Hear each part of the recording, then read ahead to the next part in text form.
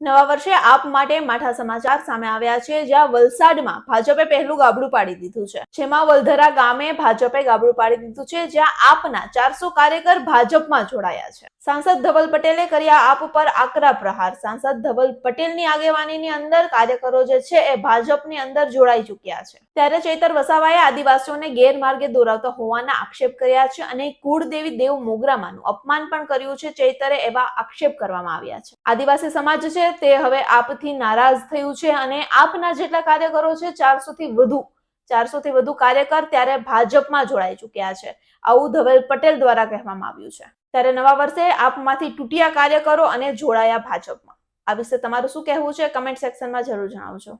આજે વલસાડ જિલ્લાના પલદરા ખાતે આમ આદમી પાર્ટીના 400 થી વધારે કાર્યકર્તા જે અલગ અલગ હોદ્દા પર આમ આદમી પાર્ટીના જિલ્લાના સંગઠનમાં કાર્યરત હતા, એમણે આમ આદમી પાર્ટી છોડીને ભારતીય જનતા પાર્ટીમાં જોડાયા।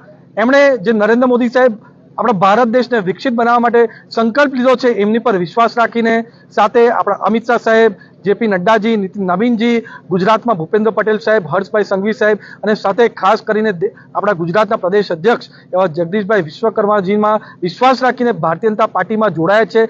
સાથે સાથે આમ આદમી પાર્ટીના કાર્યકર્તાઓએ અમને કહ્યું કે અરવિંદ કેજરીવાલને આમ આદમી પાર્ટીથી પૂરી રીતે કંટાળી ગયા હતા, જે દિલ્હીમાં આમ આદમી પાર્ટીએ લૂંટ મચાવી અને અલગ અલગ કૌભાંડો કર્યા, ચાહે લીકર સ્કેમ હોય કે શીશ મહેલ સ્કેમ હોય, અનેક કૌભાંડો કર્યા, એનાથી કંટાળી ગયા હતા। અને સાથે સાથે જે ચૈતર વસાવા આમ આદમી પાર્ટીમાં ગુજરાતમાં આદિવાસીઓને ગેરમાર્ગે દોરતા હતા, એનાથી કંટાળી ગયા હતા। અને સાથે ખાસ કરીને મને કીધું કે જે દેવ મોગરા માતાનું અપમાન ચૈતર વસાવાએ કર્યું, કે મંદિરનું કેમ શણગાર આપણી સરકારે કર્યું, એનાથી એકદમ વિપરીને કે આપણા દેવ મોગરા માતા આદિવાસી સમાજની સૌથી મોટી કુળદેવી છે, એનું અપમાન ચૈતર વસાવાએ કર્યું, એનાથી પણ કંટાળી। અને સાથે આપણા આદિવાસી સમાજનું ભોજન કરાવ્યું, એમાં પણ ચૈતર વસાવાએ જે અપશબ્દો આદિવાસીઓ માટે બોલ્યા, એનાથી કંટાળીને આમ આદમી પાર્ટીની નીતિઓથી કંટાળીને આજે ભારતીય જનતા પાર્ટીમાં જોડાયા છે।